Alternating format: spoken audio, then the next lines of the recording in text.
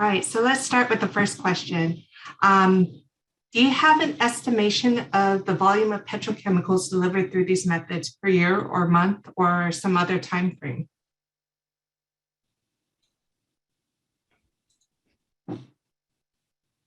I'll take, go on, Lucas. Oh, please. Sorry. Oh, okay. Yeah. So we haven't fully. We're actually working on that right now as a part of the platform that we're building for the public and private stakeholders. But in the example of the Sublek, so as I mentioned in the Kingsway case study, we don't have hard evidence that the ship actually violated sanctions while it was transmitting as that fraudulent identity. It was able to get away with it and shed its original identity that was sanctioned by the UN. The Sublek, on the other hand, is kind of a different story because Sublek is very prolific. So again, close to 17, 18, 19 reported deliveries, one of the most frequent deliverers of fuel to North Korea. It has used the Hydro 168 cover identity for many of its voyages up towards and down from North Korea. And also, importantly, when it enters potentially hostile waters, for example, in Taiwan.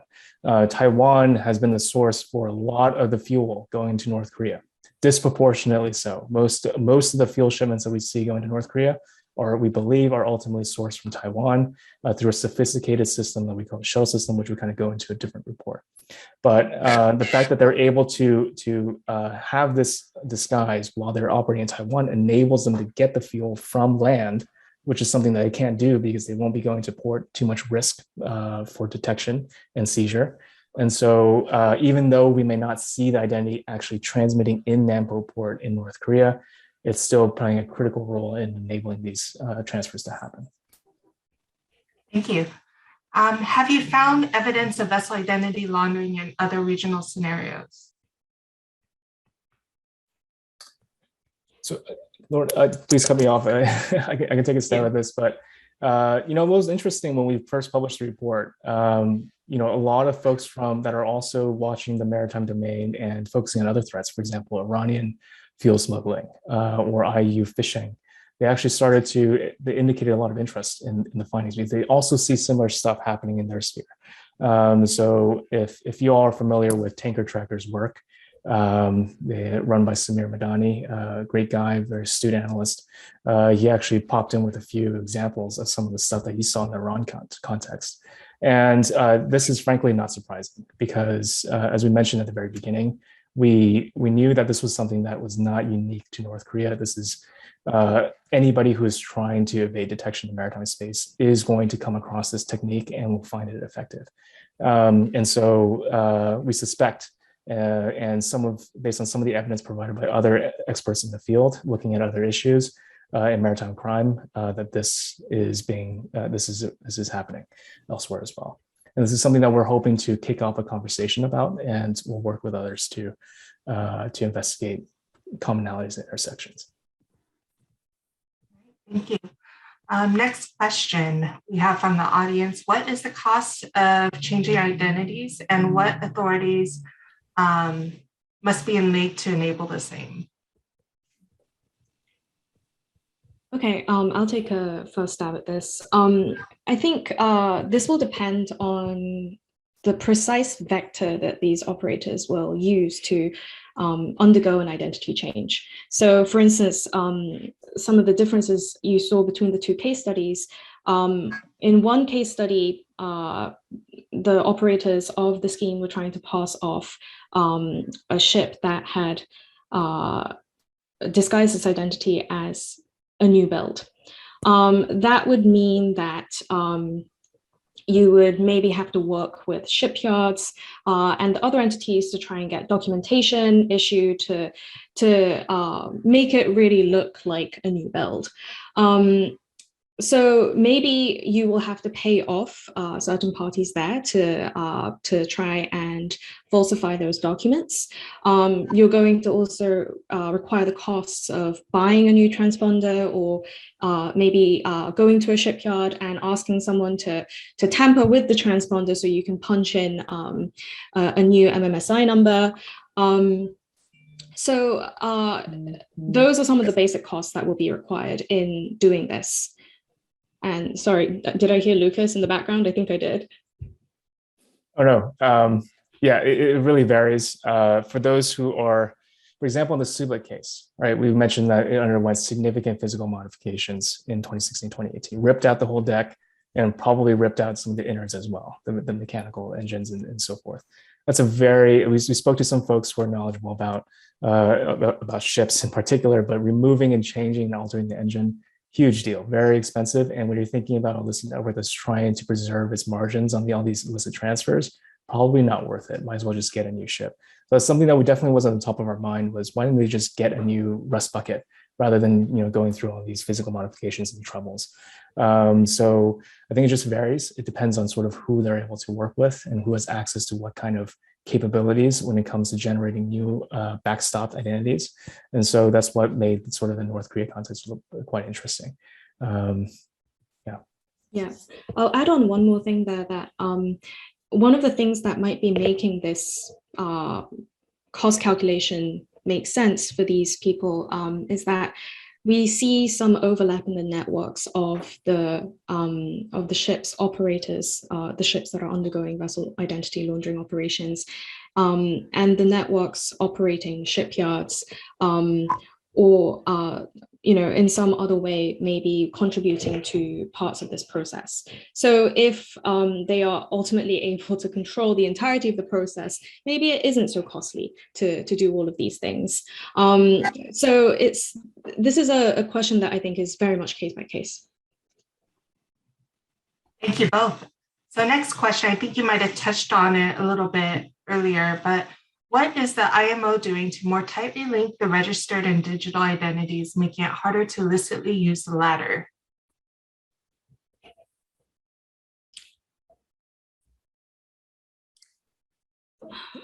Did you want to answer that one? Or?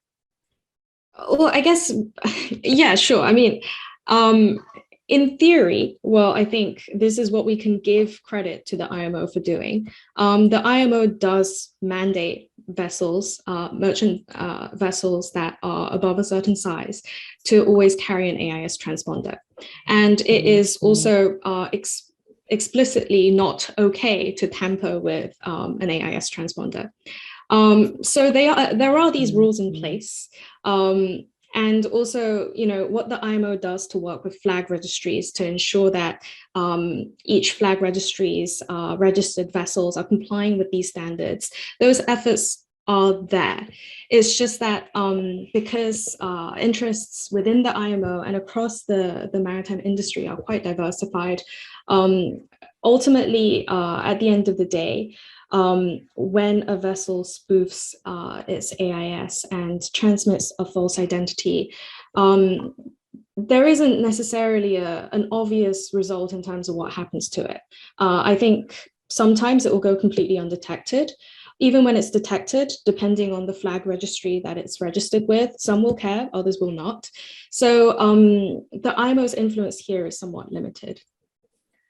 Yeah, I would also just add that, from a tactical perspective, I think there's very little that the IMO can do, because IMO ultimately is a UN body, kind of depends on consensus from member states. And as we know, in the UN deliberative process, the opinions of certain member states can sort of apply quite a lot of pressure on the final outcome of things. But I think what traditionally what the IMO has done to address fraudulent registration is, again, kind of look at it more from the flag registry perspective. And because there's a huge issue, right, a couple of years ago, where we had certain flag registries in the Pacific Islands, Micronesia, and Fiji.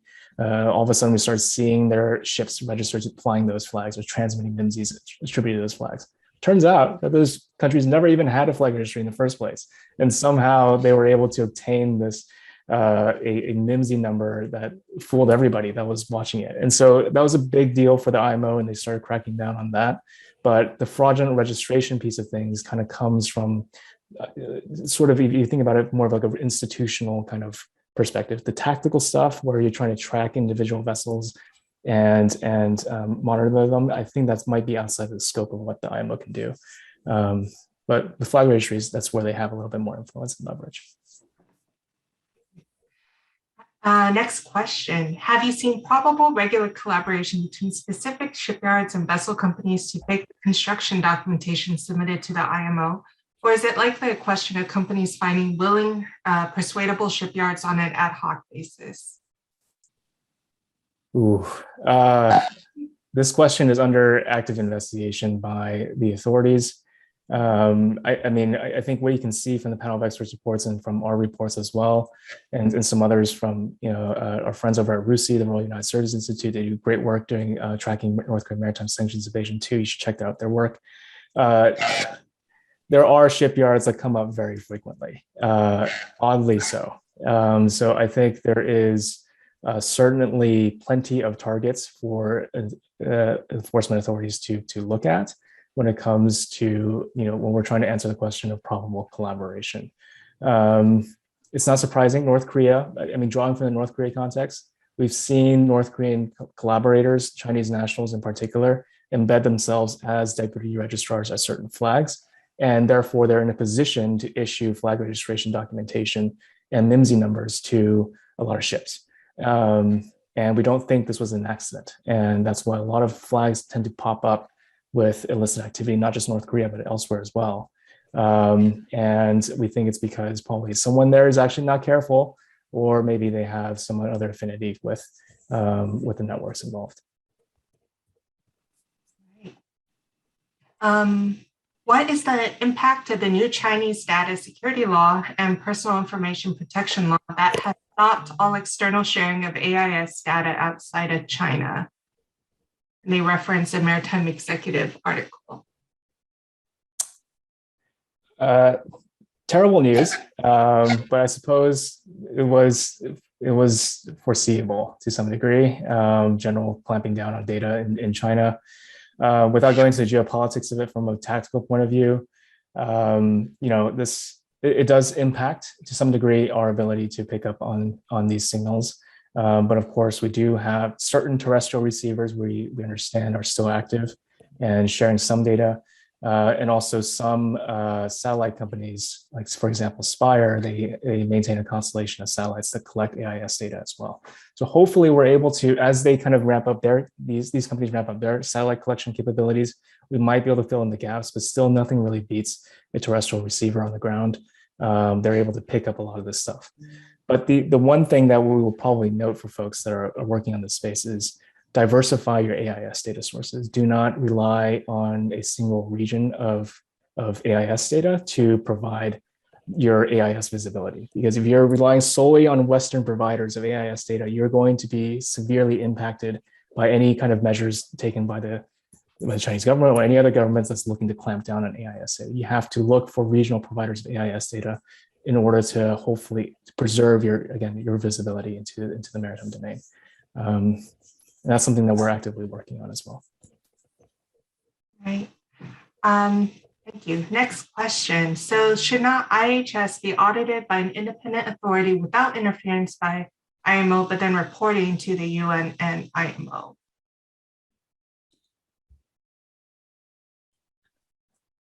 Lauren, if you want to jump in or anything, but that is certainly a measure that we think is reasonable. Given their responsibility and de facto authority over the global shipping system, maybe we should think about how we can promote greater oversight of what's going on, when it comes to the IMO number system.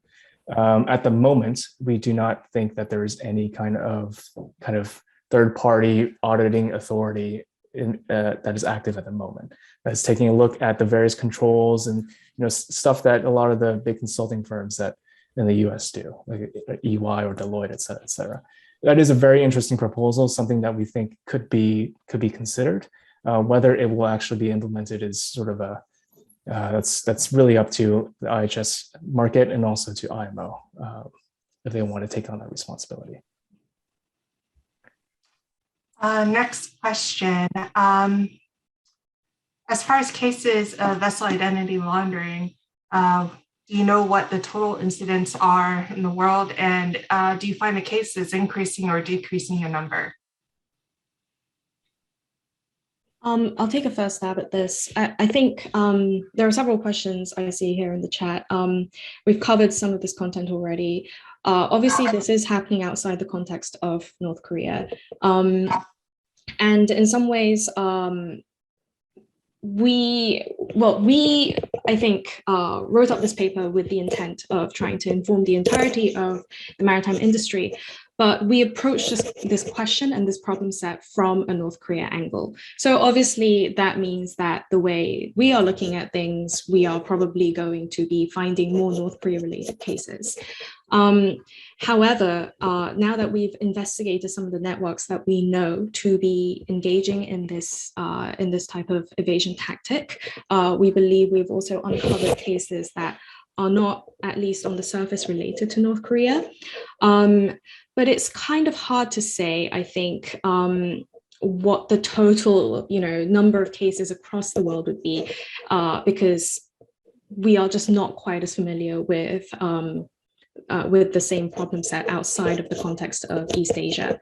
And whether it's on the rise or on the decline, I would love to think that our publication of this report has made some of these people more hesitant, but also who knows, maybe some people are like, this is a great way to make sure the authorities can't find my vessel, and maybe more people are doing it. I think it's a little bit too early to tell, because also, like we've said, these cases aren't very easy to find. And also it takes a lot of time to actually confirm a suspected case of vessel identity laundering. So yeah, a little bit of a vague answer there. And this is really where our recommendation for the IMO to publish annual reports on the integrity of the IMO number system kind of comes into play. We're hoping that an entity, with IMO in its position, along with the IHS Markit, its authorized administrator of the system, can hopefully work together to try to give more of that data to folks like us, and that can hopefully then promote these reforms that we've been talking about, because then we have more understanding of what's going on and how severe it is. But really, in just the North Korea case, we've seen quite a lot. I think we had like 11 or 12 cases that when we published, we just featured 2, but we had at least 11. And so there's definitely a lot more in other contexts that we just haven't touched. Yeah. And it also doesn't have to be sanctions evasion context, right? It could be also for a lot of shipping networks, they use their ships as collateral to secure loans from banks. What if they had a really cheap, dilapidated ship that they're using to present as a new build ship, as Lauren said, to secure more money, and therefore, there's another economic incentive to do that beyond just sort of evading sanctions or things like that. Thank you. Is there one international judicial entity or institution where claims are taken to be adjudicated? I'm assuming the claims in this question are claims of vessel identity laundering. As far as I'm aware, no. And I think I don't think people knew that this is something that is happening. So, and the IMO, I don't think, was aware that this is a vulnerability that is being exploited. So kind of explains why there hasn't been a mechanism created to address this issue. But like Lucas said, this is why we think that creating some of these mechanisms, not only for information sharing, but for whistleblowers to report what they know, I think is obviously a very positive development. And obviously, ultimately this boils down to the IMO's responsibility. So I think if you are aware of any of these instances, please tell us, because firstly, we're very interested, but also I think these maritime authorities like flag registries, the IMO, IHS will be very curious to hear about them. Thank you. All right, so next question we have from a Facebook post, actually. So they want to know, how does identity laundering play into security concerns about the proliferation of DPRK nuclear materials? So fundamentally, the challenge with vessel identity laundering is that a ship is able to present itself as another ship. And so if we have like known dirty ships, like known cargo ships that are operated by North Korean nationals, for example, that we know are smuggling materials to North Korea in violation of sanctions, and they're now operating under a completely different identity that nobody knows about, and is seen as clean, that opens up a lot of potential problems, right? Because they may be able to conduct transactions with winning and unwitting parties, and therefore they have greater access to the goods, the technology, and materials that are supposed to be prohibited from delivery to North Korea. So ultimately, fundamentally that's about that. It's that we can't track these vessels faithfully, and really, and their ability to misrepresent themselves as a clean ship is what gives them this kind of access. So certainly, there's a proliferation concern, direct proliferation concern. We're talking about oil trading and coal smuggling, all that stuff, but there's also this proliferation concern as well with what we're talking about here. All right. I think this might be our last question here. We've had so many from the audience. So we'll end on this. One of our members is wondering if there is any information sharing platform that has been established, or if you could expand on whether there's one in the works. That's the perfect segue, actually, to close it off, because that is exactly what C4ADS is doing at the moment. We just kicked off a strategic project that will go on for the next 2 years, where we will attempt to build this platform for the international community, especially those for the G7 countries, as well as financial institutions, so your banks, your insurance, flag registries, law enforcement folks, in order to get this information into our hands. We want to kind of consolidate everything we got on North Korea, all the various identities that they've hopped around in now and before, and give this to the people that need it on the front lines.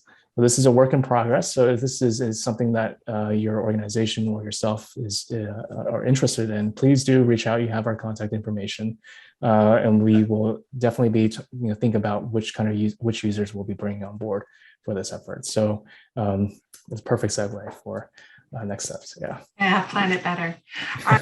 We are coming to the close of our webinar, so I'd like to ask our speakers to provide us with closing comments. Specifically, what advice or takeaways do you have for our security practitioners and policymakers in the Indo-Pacific region? Oh yeah, we covered quite a lot of ground in this webinar, but I think ultimately this goes back to why we focus on this information sharing platform as the next project for us. We've done a lot on the discrete investigations and case studies, but really what comes down to it is information sharing. It doesn't matter if you accumulated all the great material and intelligence on these targets and what they're doing if you're not getting it to the right hands at the right time. And so this kind of principle applies to everything we talked about with regards to recommendations for the IMO, for IHS market, greater transparency, and making sure the data is being collected and is being authenticated is really important in order for us to mitigate the risk of things like vessel identity laundering. It's really just a symptom of the current system at the moment. And I think there are many ways in which we can kind of address these root issues before they become more widespread and uncontrollable. So I think, at least for me, those are my parting thoughts. Yeah, I think Lucas kind of actually took the words out of my mouth a little bit, but I have a little bit to add. So I think ultimately, when we in the sanctions space talk about sanctions evaders and what we are doing on the other end to try and monitor this activity, we often refer to it as a game of cat and mouse. Investigators might wisen up to what North Korea is doing, but then also North Korea reacts in kind to the kind of regulations and added sort of due diligence and risk checks that we are encouraging industry stakeholders to perform. So it's always difficult, and there isn't going to be this magic wand you can wave where suddenly this problem goes away. And it also doesn't make sense for all of us to be sitting on our hands, waiting for the IMO to do its job and to close all of these loopholes and make sure that the vessel registration system is going to be safe.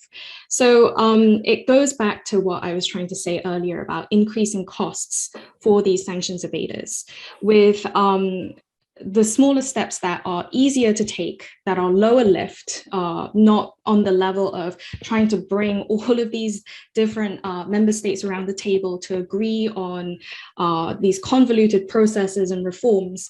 There are small steps that we could be taking now to try and still protect every stakeholder from this kind of risk, including what Lucas was just talking about with more information sharing.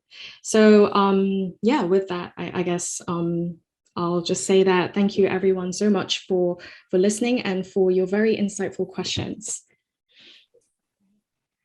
Thank you, Lucas and Lauren, for a fantastic discussion on vessel identification laundering. To our audience, we appreciate you taking time out of your busy schedule to join us today.